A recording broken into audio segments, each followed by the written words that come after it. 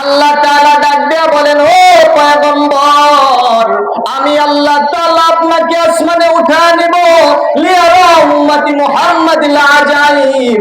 এই জন্যই আসমানে উঠায় নেব গো পয়গম্বর। আসমানে ওঠার পরে আপনাকে এমন চিত্র দেখাবো, আমার পয়গম্বর সরকারে দো আলম মুহাম্মদুর রাসূলুল্লাহ সাল্লাল্লাহু আলাইহি ওয়াসাল্লাম পয়গম্বরের উম্মতদের চিত্র আপনাকে দেখানোর জন্য, আশ্চর্য ইতিহাস আপনাকে উপলব্ধি করার জন্য আসমানে উঠায় নেব লিয়ারা উম্মতি মুহাম্মাদিল আজাইব ওয়া আয়ুনুহুম আলা কাতলিদ দাজ্জাল। পয়গম্বর শুধু তাই নয়, দাজ্জালকে হত্যা করার কাজে যেন তাদের সহযোগী হইতে পারেন, এই জন্য আমি আল্লাহ আসমানে উঠায় নেব। চিল্লায়ে কোন সুবহানাল্লাহ। ওগো পয়গম্বর, আমি আমার পয়গম্বরের উম্মতদেরকে এমন একটা মহাদৌলত দান করব, তওবা দান করব। পয়গম্বর ঈসা আলাইহিস সালাম আল্লাহ তাআলাকে ডাক দিয়া বলেন, ওগো আল্লাহ, তওবা আবার কি জিনিস? এই তওবা আবার কি জিনিস? আল্লাহ তাআলা ডাক দিয়া বলেন, তওবা মান আদরাকা আইয়ামুহুম। আমি আল্লাহ তাআলা তওবা নামক মহাদৌলত তাদেরকে দান করব।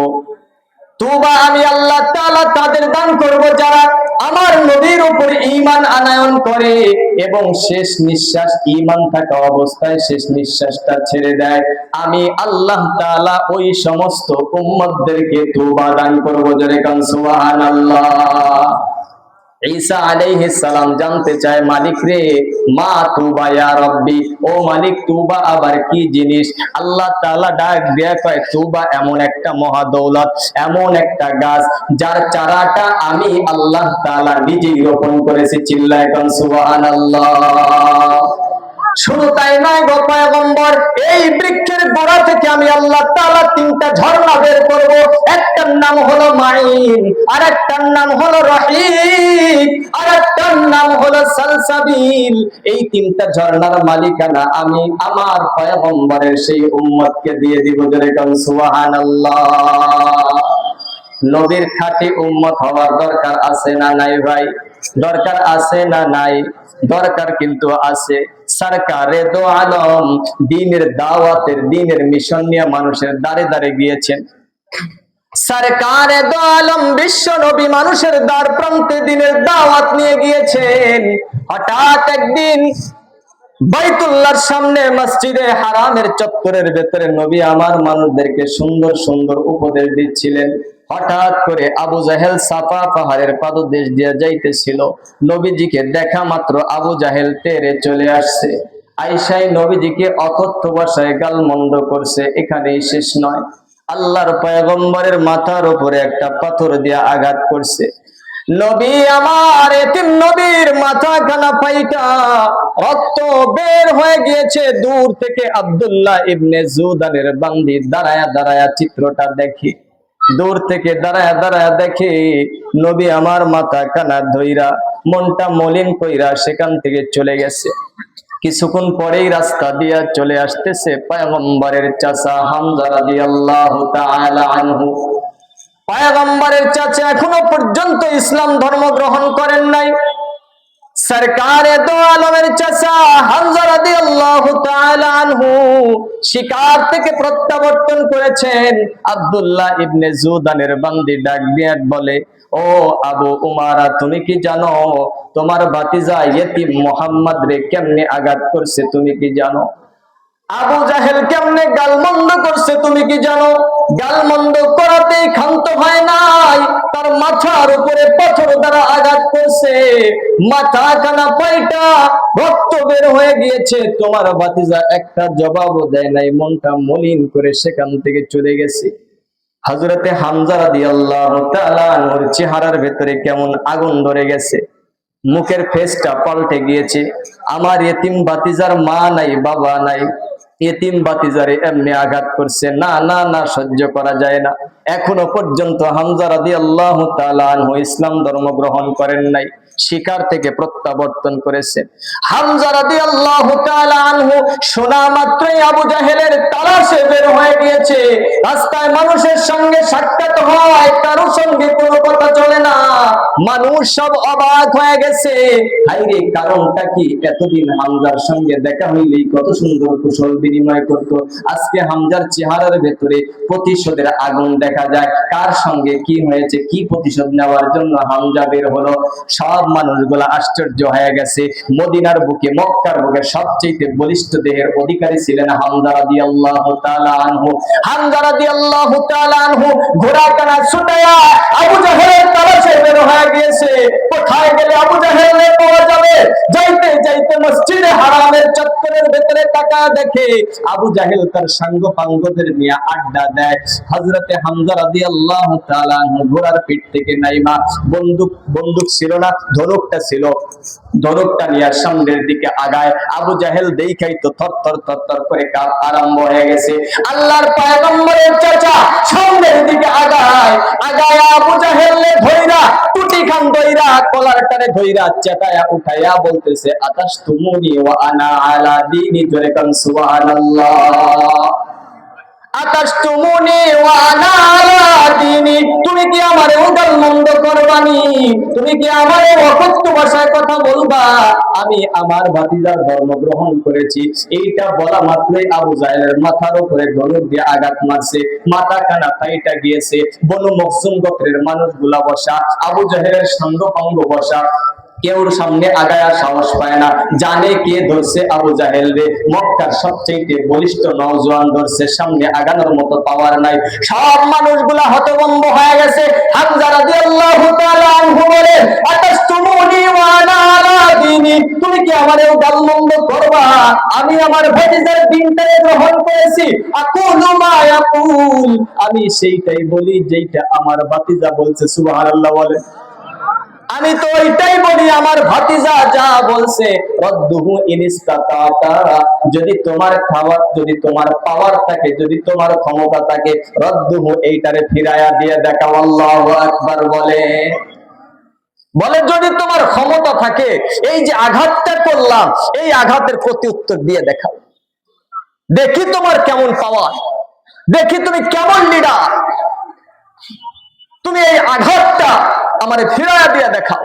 আমার ভাতিজারে আঘাত করছো, আমার ভাতিজা প্রত্যুত্তর দেয় নাই, আমি দিলাম, আমি হামজা তোমারে আঘাত করলাম, রদ্দুহু ফিরায়া দাও, এই আঘাতটা ফিরায়া দাও। কেমন তোমার বাহুবল আছে, কেমন তোমার জনবল আছে, আঘাতটারে ফিরায়া দাও। হামজা রাদিয়াল্লাহু তাআলা আনহু ফিরে গেছে। যাওয়ার পরে ভাতিজার খোঁজ, দারুল আরকামের ভেতরে নবী আমার মনটা মলিন করে বসে আছে, মনটা মলিন। নবীর দিলের ভেতরে চিন্তা, আমার মা নাই, বাবা নাই, মক্কার বুকে আমাকে সাপোর্ট দেওয়ার মতো কেউ নাই। মনটা মলিন করে নবী আমার বসে আছে, দিলের ভেতরে পাহাড় সমপরিমাণ ব্যথা নিয়ে বসে আছে।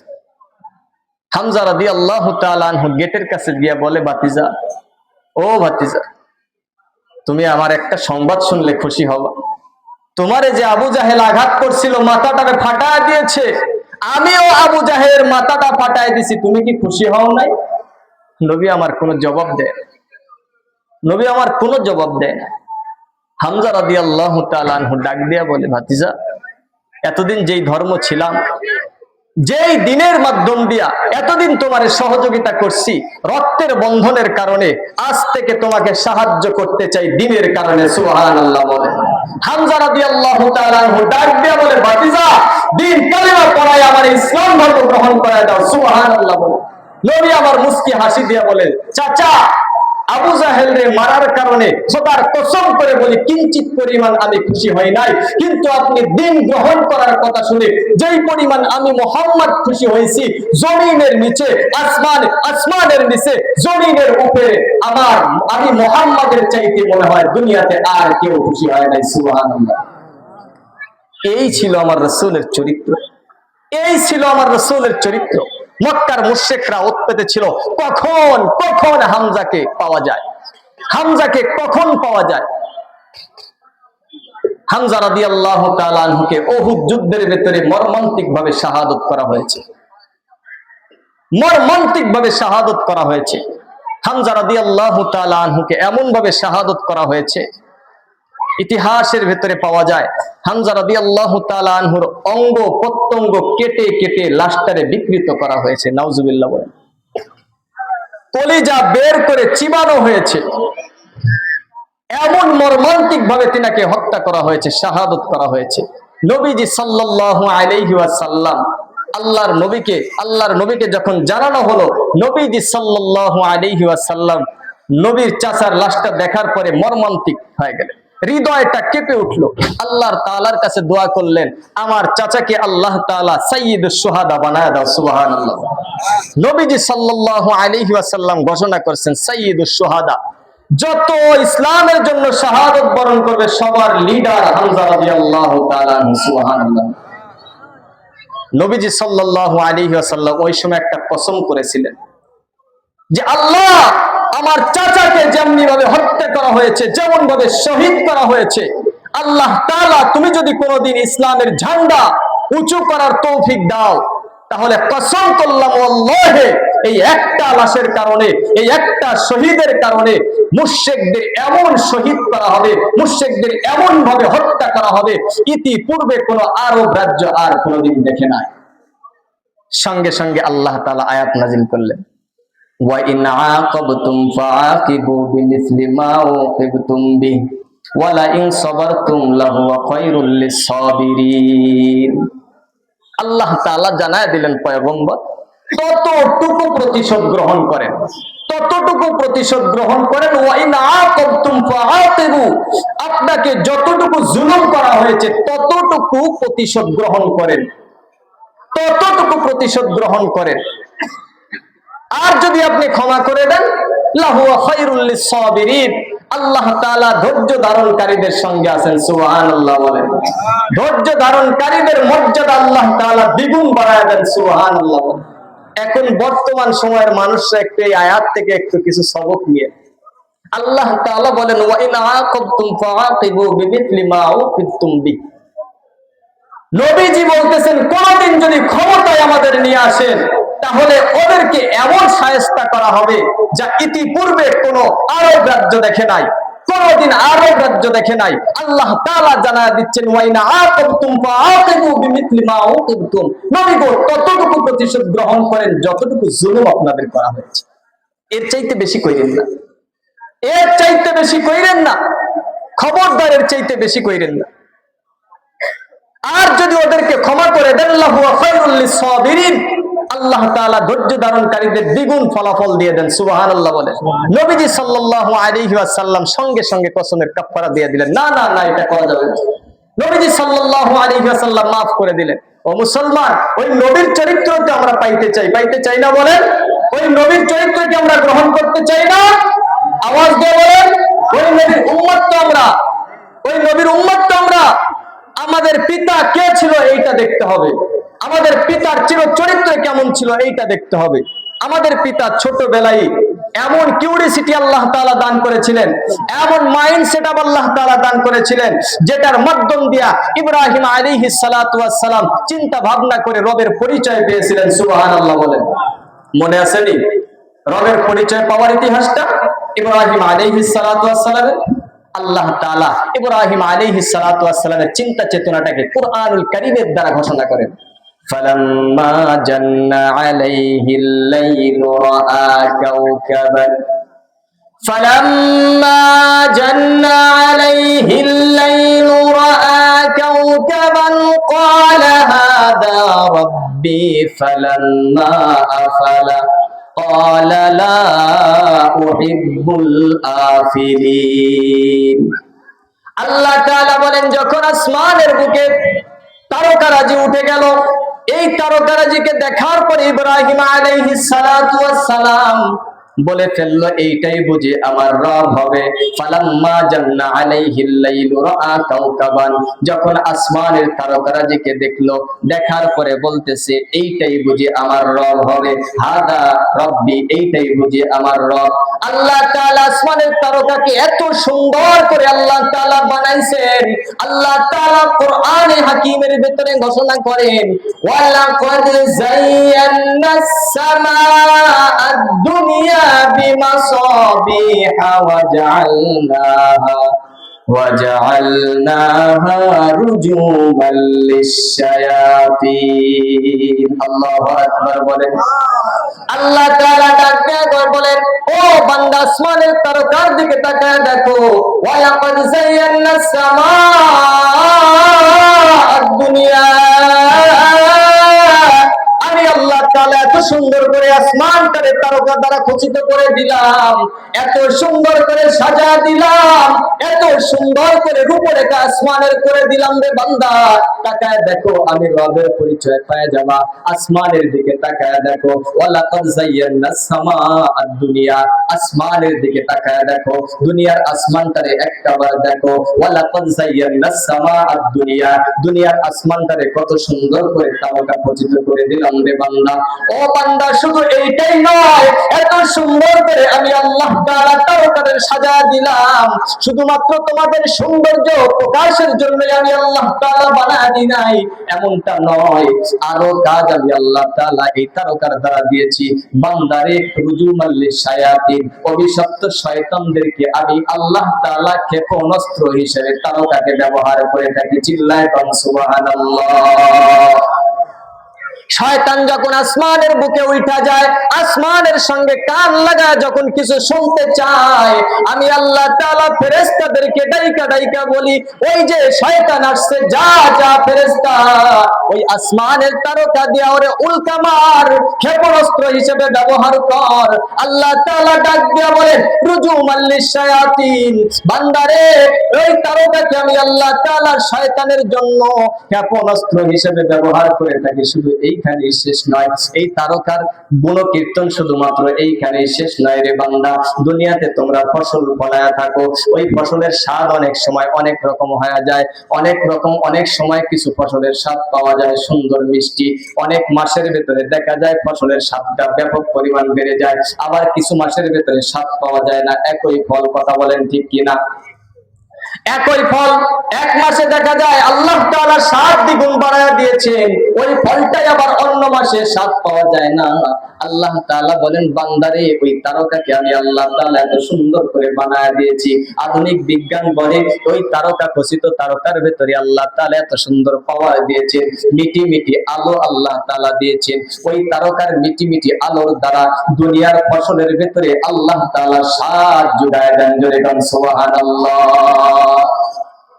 আল্লাহ তাআলা বলেন, বান্দা রুজুমান লিশ-শায়াতিন, ওই যে আসমানের তারকা, এটার থেকে বড় পরিচয় আমি আল্লাহ তাআলার পরিচয় পেয়ে যাবারে বান্দা। ইব্রাহিম আলাইহিস সালাতু ওয়াস সালাম চিন্তায় পড়ে গেছেন।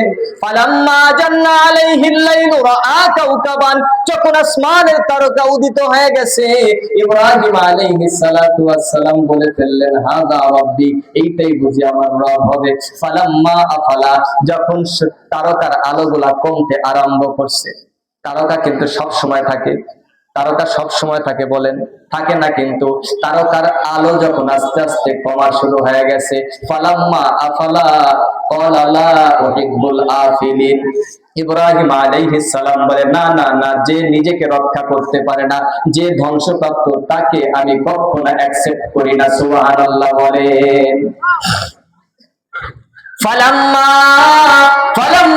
রাআল কমারা, যখন আল্লাহ পয়গম্বর ইব্রাহিম আলাইহিস সালাম আসমানের বুকে তারকার পরে যখন চন্দ্রটারে দেখতে পাচ্ছেন, ফালাম্মা রাআল কমারা বাযিগান, যখন প্রদীপময় সূর্যটা, যখন প্রদীপময় তারকার পরে আল্লাহর পয়গম্বর যখন চন্দ্রটারে দেখলেন, ক্বালা হাদা রাব্বি, এইটাই বুঝি আমার রব হবে।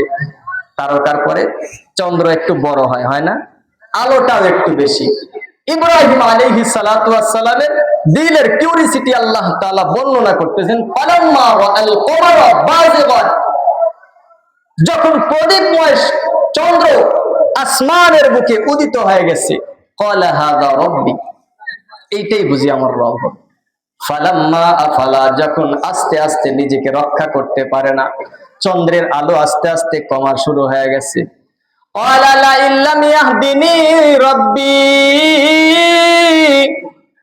ক্বালা লা ইল্লাম ইয়াহদিনি রাব্বি লাকুনান্না মিনাল কওমিদ দাল্লিন। ও মালিক, আপনি যদি আমারে সঠিক পথ না দেখান, আপনার বান্দা পথভ্রষ্ট হয়ে যাবে, আপনার বান্দা গুমরাহীদের অন্তর্ভুক্ত হয়ে যাবে। আপনি আমারে পথ দেখান। চিন্তা করতে করতে ফালাম্মা রাআশ শামসা বাযিগাতান, যখন প্রদীপময় সূর্যটা পূর্ব দিগন্ত থেকে আলোক রশ্মি নিয়ে উদিত হয়ে গেছে, ক্বালা হাযা রাব্বি, ইব্রাহিম আলাইহিস সালাতু ওয়াস সালাম বলে ফেললেন, এইটাই বুঝি আমার রব হবে। হাযা আকবার, ইব্রাহিম আলাইহিস সালাম বলেন, এইটা তো দুইটার চাইতে বড়। তারকার চাইতে কিন্তু চন্দ্র বড়, চন্দ্রের চাইতে আবার সূর্য বড়, আকারে দেখা যায় বড়। ইব্রাহিম আলাইহিস সালাম চিন্তায় পড়ে গেলেন, হাযা আকবার, এইটা বড়, এইটাই বুঝি আমার রব হবে। হাযা রাব্বি হাযা আকবার। ফালাম্মা আফালাত, যখন এইটার সূর্যের আলোটা আস্তে আস্তে কমা শুরু হয়ে গেছে, ক্বালা ইয়া কওমি, এ আমার মানুষ, তোমরা যে শিরক করো, আল্লাহর সঙ্গে শিরক করো, খবরদার, না না না, আমি শিরক করার থেকে নিজেরে পবিত্র রাখছি, আমি কখনো শিরক করব না। আমি এই সূর্যটারেও রব হিসেবে মানি না, আসমানের তারকাকেও রব হিসাবে মানি না, চন্দ্রটারেও রব হিসাবে মানি না, আসমানের সূর্যটারেও রব হিসাবে মানি না, না না না, এই তিনটার কোনটাই রব হতে পারে না। ইব্রাহিম আলাইহিস সালাতু ওয়াস সালাম চিন্তায় পড়ে গেলেন, না না না, কোনটাই রব হবে না। সব গোত্রীয় মানুষ ইব্রাহিম আলাইহিস সালাতু ওয়াস সালামকে বলে, ওই যে আমাদের দেবতাগুলি আছে, এইটাই আমাদের রব, এইটাই তোমার রব, ওইটারে পূজা করতে হবে। ইব্রাহিম আলাইহিস সালাম বলে, না না না, এইটার পূজা করা যাবে না, না না, এইটাকে রব মারা যাবে না। আমরা হলে কি করতাম? এত কিছু ভাবার টাইম নাই, এত কিছু ভাবার সময় নাই, আমারে ডাকছে, আমারে একটু বুঝাইছে, গ্রহণ করে নি। এখন সমাজের ভেতরে ভ্রান্ত মানুষের অভাব আছে না নাই? আছে অভাব, বলেন। অভাব নাই, মানুষের অভাব নাই, ভ্রান্ত মানুষের অভাব নাই, ভ্রান্ত বুঝ দেওয়ার মানুষের অভাব নাই। মানুষ কি করে মানুষকে জান্নাতের পথ থেকে জাহান্নামের পথে পরিচালিত করবে, এইরকম মানুষের অভাব নাই। কথা বলেন ঠিক কি না? এইরকম মানুষের অভাব নাই। আমাদেরকে আল্লাহ তাআলা কিউরিসিটি দিয়েছেন, মাইন্ড দিয়েছেন, চিন্তা ভাবনা করার মতো ক্ষমতা দিয়েছেন। এত সুন্দর মস্তিষ্ক পাওয়ার পরে আমরা চিন্তা ভাবনা করি না, আমাদের চিন্তা ভাবনা আগায় না। আমাদেরকে কেউ যদি একটু বুঝ দেয়, যাচাই বাছাই করা ছাড়াই আমরা সেটাকে গ্রহণ করে নেই। কথা বলেন ঠিক কিনা? গ্রহণ করে নেই। এমনকি যদি কেউ বলে, ভাই নামাজ পড়ার দরকার নাই, নামাজ পড়ে কি হবে? আছে না সমাজের ভেতরে মানুষ? এ কথা বলেন না কেন? আছে না নাই? বলে নামাজ পড়ার কি দরকার, নামাজ পড়ার দরকার নাই, জীবনে একবার নামাজ পড়লেই সব শেষ। আছে না নাই? ওইটা নিয়ে আবার প্রশ্ন করে, হুজুর অমুক বলে নামাজ নাই, কি বলে? অমুক বলে নামাজ নাই, তমক বলে নামাজ নাই, আপনি বলতেছেন নামাজ আছে, কাটটা মানবো। আছে না নাই? হ্যাঁ মিয়া, তোমারই আল্লাহ তাআলা সুস্থ মস্তিষ্ক দিয়েছেন, তোমাকে আল্লাহ তাআলা মাইন্ড দিয়েছেন, এই মস্তিষ্কটারে খাটাও। একটা বার তোমার বাবার দিকে তাকাও, তোমার বাবাকে আল্লাহ তাআলা মস্তিষ্ক দিয়েছিলেন, কত পরীক্ষার সম্মুখীন করেছিলেন ইব্রাহিম আলাইহিস সালাতু ওয়াস সালামকে, কত পরীক্ষার সম্মুখীন। নিজের পরিবারের সবাই মূর্তি পূজা করে, নিজের ফ্যামিলির সবাই মূর্তি পূজা করে, নিজের বাবা মূর্তি পূজা করে, নিজের বাবা মূর্তি সেল দেয়, মূর্তি পূজা করা তো দূরের কথা, মূর্তি আবার সেলও দেয়। আজর, ইব্রাহিম আলাইহিস সালাতু ওয়াস সালামের পিতা, সবাই জোরপূর্বক ইব্রাহিম আলাইহিস সালাতু ওয়াস সালামকে চায় যে মূর্তি পূজা করতে হবে। ইব্রাহিম আলাইহিস সালাতু ওয়াস সালাম বললেন, না, সম্ভব নয়, বাঁচতে হবে সেখান থেকে। সবাই যখন বলে চলো আমাদের উৎসবে যাইতে হবে, আমাদের উৎসবে যাইতে হবে, মূর্তি পূজার উৎসবে যাইতে হবে, ইব্রাহিম আলাইহিস সালাতু ওয়াস সালাম তারকার দিকে তাকায়া, আসমানের দিকে তাকায়া বলে, ফানাযারা নাযরাতান ফিন নুজুম ফাকালা ইন্নী সাকীম। আসমানের দিকে তাকায় বলে, আসমানের তারকার দিকে তাকায় বলে, আমি অসুস্থ, আমি রোগাক্রান্ত, আমি হৃদয়ের রোগাক্রান্ত, আমি যাইতে পারবো না তোমাদের সঙ্গে। ইতিহাস প্রত্যেকেই জানেন, কিন্তু ইতিহাস থেকে যেই মেসেজগুলি নেওয়া দরকার, যেই কথাগুলি আমাদের জীবনটাকে পরিবর্তন করে দিবে, সেই কথাগুলিকে আমরা গ্রহণ করি না। কথা বলেন ঠিক কিনা? আজকে আমরা ফলো করি, আমরা বিভিন্ন দার্শনিককে ফলো করি, বিভিন্ন চোর বাটপারদের আমরা ফলো করি। কথা বলেন ঠিক কিনা? চোর বাটপারদের ফলো করে নিজের জীবনটাকে একেবারে নিঃশেষ করে দিচ্ছি। নিজের জীবনের মহত্ব আমরা বুঝতেছি না, নিজের জীবনের যে একটা পাওয়ার, এই পাওয়ারটারে বুঝি না, নিজের জীবনের যে একটা গুরুত্ব, এই গুরুত্ব আমরা বুঝতে শিখি না। ও মুসলমান, আমাকে আল্লাহ তাআলা দুনিয়াতে পাঠাইছেন মৃত্যুবরণ করব, এখানেই আমার সবকিছু শেষ? কথা বোঝেন নাই আমার? এখানেই আমার সবকিছু শেষ? না না, আমার এখান থেকে আমাকে এমন কিছু সংগ্রহ করতে হবে, যেই সংগ্রহের মাধ্যম দিয়ে পরবর্তী জিন্দেগি আমার জন্য সহজ হবে। কথা বলেন ঠিক কি? যদি আমার জন্ম নেওয়া আর মৃত্যুবরণ করা এইটাই যদি হইতো, তাহলে কুকুর বিড়াল আর আমার মধ্যে পার্থক্য কি বলেন? পার্থক্য করে দেন।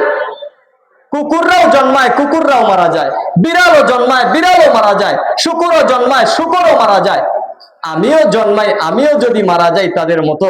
শুধু এতটুকুই যদি হয়, মাঝখানে যদি কোনো পরিবর্তন না হয়, আহসানু আমালা যদি আমার দ্বারা না হয়, আমার দ্বারা যদি উত্তম আমল না হয়, আমার জীবনটা যদি পয়গম্বরের তরিকা অনুযায়ী না হয়, তাহলে আমার জীবন আর শুকর বিড়াল কুকুরের মতো, এই জীবনের মধ্যে কোনো পার্থক্য নাই। কথা বলেন ঠিক কি? কুকুর বিড়ালের জীবন আর আমার জীবনের মধ্যে কোনো পার্থক্য করে দেন? পার্থক্য কি? আহসানু আমালা, এতটুকুই পার্থক্য।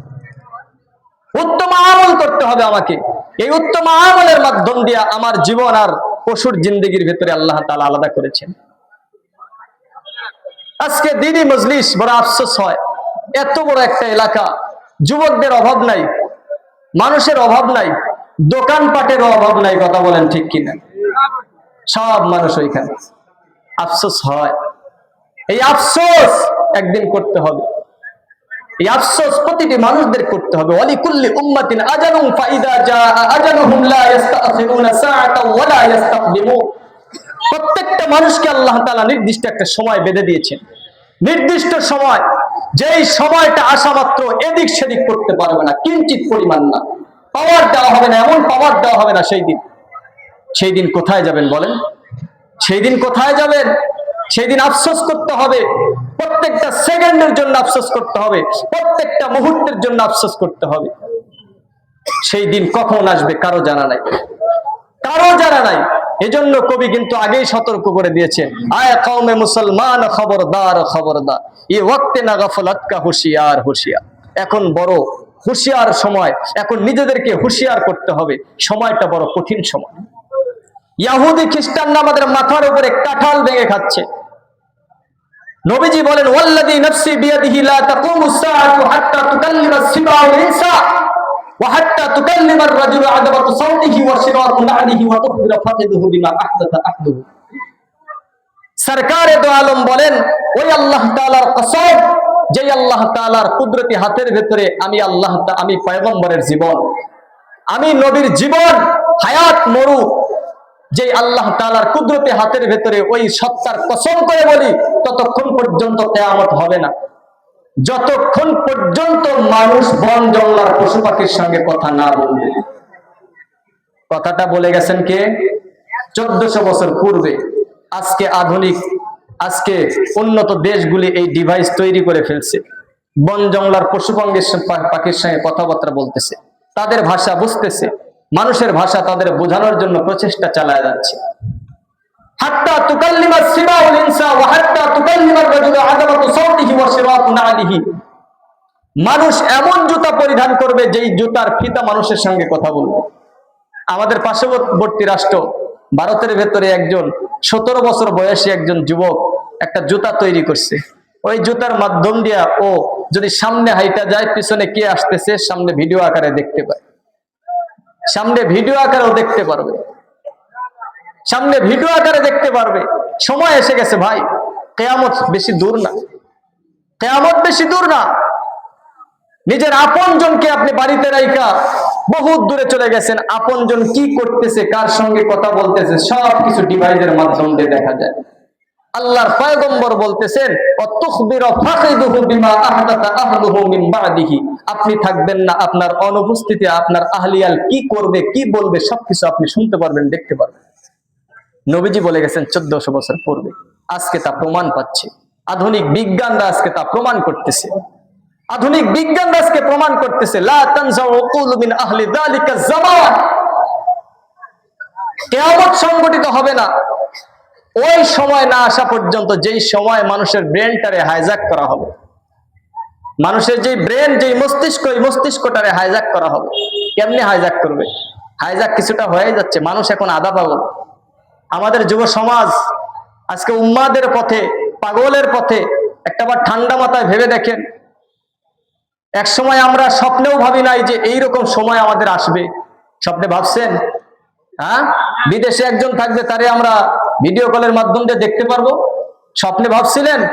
ভাবেন নাই, হাতের মুঠোয় পেয়ে গেছেন।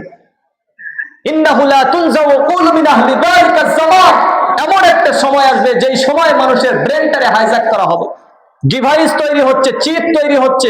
মানুষ আজকে বই পুস্তকটারে তাকের ভেতরে রেখে দিচ্ছে, বই পুস্তক আর কিনেও না অনেকেই।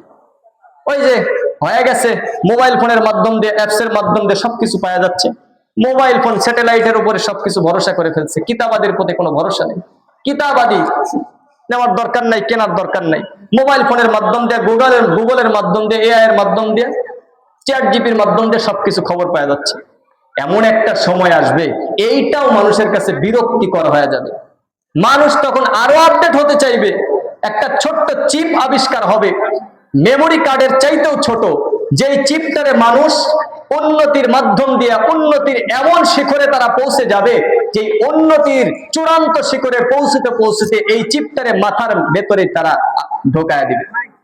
মাথার ভেতরে ঢোকার মাধ্যম দিয়া তারা আর মোবাইল ফোনের দরকার নাই। তারা যেই চিন্তা করবে যে অমুক জায়গায় অমুক মাসে অমুক দিনে কি হয়েছিল, শুধুমাত্র চিন্তা করবে, স্যাটেলাইটের মাধ্যম দিয়ে মাথার ভেতরে ডাউনলোড হয়ে যাবে। এই যে উপকার, এই উপকার গ্রহণ করতে করতে মানুষ যে বড় অপকারের দিকে দৌড়াবে, এইটা একটা বড় কল্পনাও করতে পারে না, একটাবার কল্পনাও করতে পারে না। দাজ্জালের শেষ ধাপ সেটাই হলো, ইন্নাহু লা তুনজাউ উকুলু মিন আহলি যালিকা জামান। শেষ নাম্বার ধাপ হলো মানুষের মাথার ব্রেনটারে হাইজ্যাক করা হবে।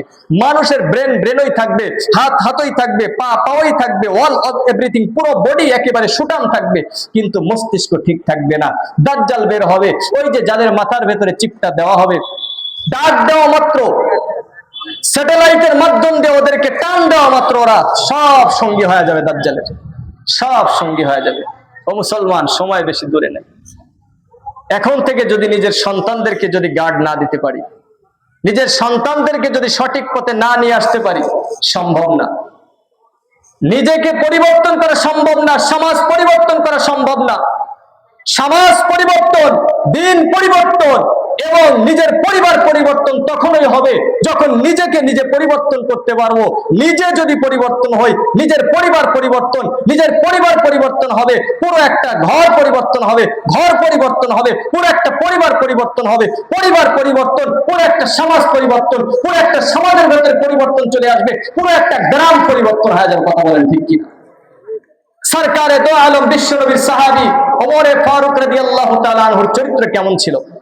ওমর রাদিয়াল্লাহু তাআলা আনহু কখনো মানুষদের নিয়ে ভাবতেন না, সব সময় নিজেকে নিয়ে ভাবতেন, সব সময় নিজেকে নিয়ে ভাবতেন। কু আনফুসাকুম ওয়া আহলিকুম নার, সর্বপ্রথম নিজেকে নিয়ে ভাবতেন, নিজেকে সাজানোর চিন্তায় ব্যস্ত থাকতেন, নিজেকে পরিবর্তন করতেন।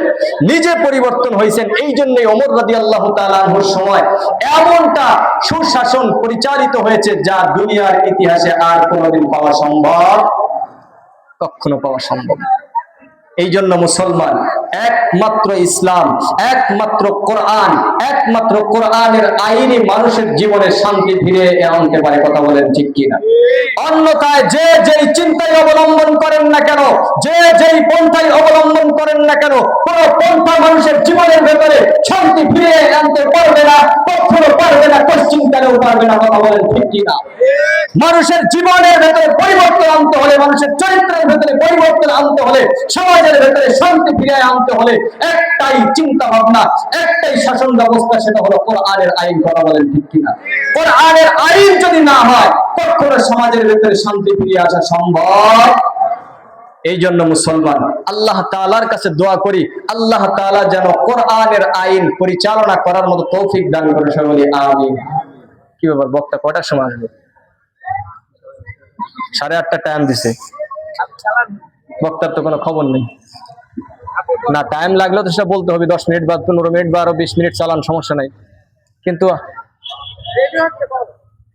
না সেটা টাচ দিতে হবে। এই জন্য মুসলমান বড় করুণ অবস্থা আমাদের সম্মুখে আসতেছে। আমি তো আলোচনা শেষ করে দিয়েছি অনেক আগে। আমি তো জানি যে আমার 8:30 একবার জাস্ট টাইম নির্ধারণ করে দিয়েছে, জাস্ট টাইম। এই জন্য আমি আলোচনা শেষ করে দিয়েছি অনেক আগে, কারণ টাইম মেনটেন করতে হবে, ঠিক আছে না? এই জন্য কাটা কাটা কথা আপনাদের সম্মুখে উপস্থাপন করতেছি। সময় বড় ভয়ানক, সামনে খুব ভয়ানক সময় আসতেছে, খুব ভয়ানক। নবীজির একটা হাদিস আছে, হাদিসটা একটা বার এই যে আজকে বলবো, এই হাদিসটা একটু ঠান্ডা মাথায় শুইতে যাওয়ার আগে একটু ভাববেন। লা তাকুমুস সাআতু হাত্তা ইয়াতাবাহান নাসু ফিল মাসাজিদ। নবীজি বলেন ততক্ষণ পর্যন্ত কিয়ামত সংঘটিত হবে না যতক্ষণ পর্যন্ত না মানুষ মসজিদ নির্মাণ করার কাজে, মসজিদ কারুকার্য করার কাজে প্রতিযোগিতায় না নামবে। মসজিদ প্রতিযোগিতা, মসজিদ নির্মাণ করার কাজে কে কার চাইতে সুন্দর বানাইতে পারে।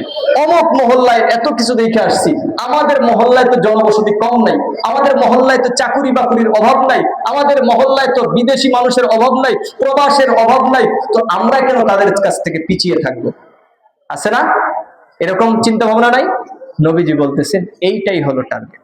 এই প্রতিযোগিতা যতক্ষণ পর্যন্ত মানুষের ভেতরে না আসবে ততক্ষণ পর্যন্ত কিয়ামত হবে না। লা তাকুমুস সাআতু হাত্তা ইয়াতাবাহান নাসু ফিল মাসাজিদ।